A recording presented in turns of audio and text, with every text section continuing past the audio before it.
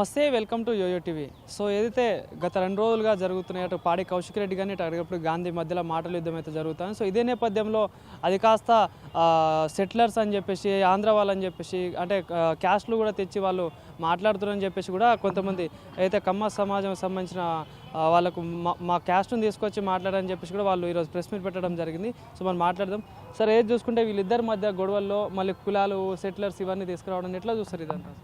ఇప్పుడు మాది తెలంగాణ కమ్మ రాజకీయ ఐక్య వేదిక. మేము ఏదంటే అన్బయాస్డ్గా మేము మా కమ్మ సామాజిక వర్గాన్ని ప్రయోజనాలు కాపాడటానికి మేము ఏర్పాటు చేసుకున్నాము. ఇప్పుడు వాళ్ళు వ్యక్తిగత విభేదాలతోని, వ్యక్తిగత అభిప్రాయ భేదాలు పెట్టుకొని మమ్మల్ని దూషించడం అనేటువంటిది మేము ఖండిస్తున్నాము. ఆంధ్రోళ్ళు అంటే ఆంధ్ర వాళ్ళు ఏంటిది, తెలంగాణ బిడ్డలో మేము ఇక్కడ ఉన్నాము. ఆంధ్ర ప్రాంతం నుంచి వచ్చినా, కేరళ నుంచి వచ్చినా, ఇంకా ఏరే రాష్ట్రం నుంచి వచ్చినా అందరం కూడా ఇక్కడ పరస్పరము ఒకరినొకరు గౌరవించుకుంటూ, మరి తెలంగాణ అభివృద్ధిలో మేము కూడా పాలుపంచుకుంటూ ఇక్కడ ప్రశాంతంగా ఉంటున్నాము. మా మధ్య చిచ్చు పెట్టాల్సినటువంటి అవసరం ఏమున్నది?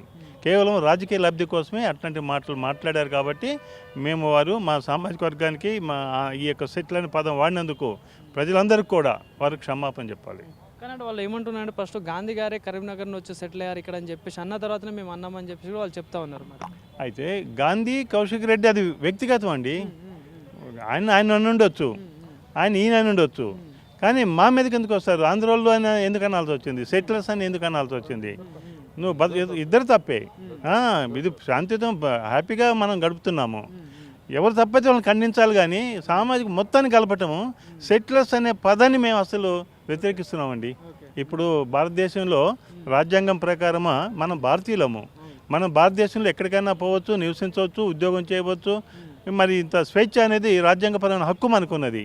దాని ప్రకారం వచ్చినప్పుడు వాళ్ళు సెకండ్ గ్రేడ్ పౌరులాగా, లేకపోతే వాళ్ళకేదో హక్కు ఉన్నట్టు, మనకేదో హక్కు లేనట్టు, మరి ఈ విధమైనటువంటి భావాలు ప్రజల్లో తేవటం అంటే ప్రజల్లో విద్వేషాలను రెచ్చగొట్టడమే కదా.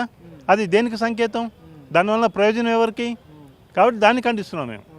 సో మరి ఇట్లాంటి డిమాండ్స్ కోరుకుంటున్నాం. ఎందుకంటే ఒక ఇద్దరు ఎమ్మెల్యేలు ఉండి కూడా ఇట్లా ఒకరి ఇంటి మీద ఒకరికి వెళ్ళడం, ఛాలెంజ్ చేయడం కానీ ఇది ఎంతవరకు కరెక్ట్ అంటారు సార్? ఇది మేము ఖండిస్తున్నాం కదా.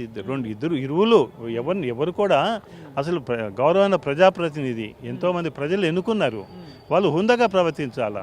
అసెంబ్లీలో కూడా చూస్తున్నాము, కొంతమంది ఇష్టం వచ్చినట్లు ప్రవర్తిస్తున్నారు.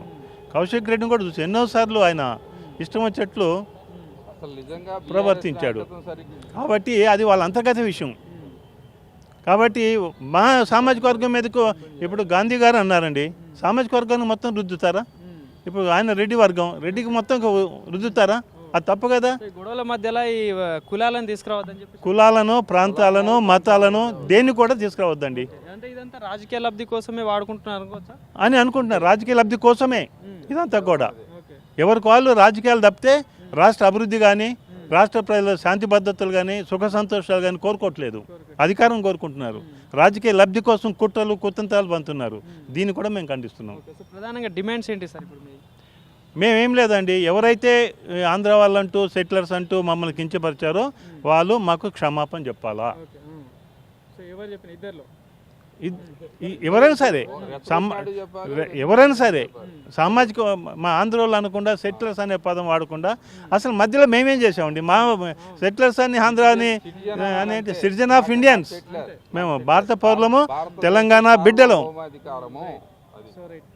సో మీరు చెప్పండి సార్, ఏం చెప్తారు? ఏదైతే నిన్న జరిగిన వీళ్ళ ఇద్దరి మధ్యలో అందరినీ లాగడాన్ని ఎట్లా చూస్తారు సార్? ఇద్దరిది చాలా తప్పు. ఇద్దరు కూడా పబ్లిక్ని లాగారు. వాళ్ళిద్దరూ ఇంటి విషయాలని పబ్లిక్లో లాగారు. ఇంటి విషయాలు ఉంటే ఇంటికాడ చూసుకోవాలి, పార్టీ విషయాలు ఉంటే పార్టీ కాడ చూసుకోవాలి. టీఆర్ఎస్ పార్టీ ఇంతకుముందు చెప్పింది. ఆయన కూడా టీఆర్ఎస్లో 10-12 ఏళ్ళు ఉన్నాడు. టీడీపీని మోసం చేశాడు. ఇప్పుడు గోడ మీద పిల్లి ఆయన గాంధీ ఆయనేమి గోడ మధ్యలో పిల్లి కాదు, గోడ దూకే పిల్లి. అన్ని పార్టీలు మారుతున్నాడు. సో అతని గురించి మేము మా కమ్యూనిటీ కానీ ఎటువంటి సమర్థత చేయము. అట్లాగే కౌశిక్ రెడ్డి అన్నా కూడా తప్పే.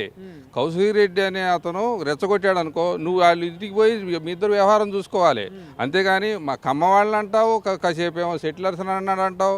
సెటిలర్స్ అంతా నీ జవాబుదారీతనం కాదు కదా, గాంధీ జవాబుదారీతనం కాదు సెటిలర్స్ అంతా. అట్లాగే కౌశిక్ రెడ్డి జవాబుదారీలో ఉండరు తెలంగాణ ప్రజలంతా. అట్లా కేసీఆర్ మాటలో, కేటీఆర్ మాటలో ఇని చేయరు. అర్థమైందా? ఎవడి ఇండివిజువల్ వాటికి వాళ్ళు బతుకుతారు. ఇప్పుడు ఈ టైంలో గవర్నమెంట్కి ఇప్పుడు నిమజ్జనం టైం చాలా పీక్ పీరియడ్. గవర్నమెంట్కి పోలీస్ వ్యవస్థ అంతా కూడా అక్కడ కాన్సన్ట్రేట్ చేయాలి. ఇప్పుడు అది వదిలేసి నువ్వు వ్యక్తిగతంగా ఈ శాంతి భద్రతలు విఘాతం కలిగించడానికే కేవలం కౌశిక్ రెడ్డి అనేవాడు, గాంధీ అనేవాడు ఇద్దరు కలిసి కేసీఆర్ కేటీఆర్ ఆడిచ్చిన డ్రామా ఇది. అంటే అంతా రాజకీయ లబ్ధి కోసమే అంతే. ఇప్పుడు ఏంటంటే రేవంత్ రెడ్డి గారిని వీక్ చేయాలి. ఇప్పుడు గణేష్ నిమజ్జనం టైంలో పోలీస్ వ్యవస్థని వీక్ చేయాలి.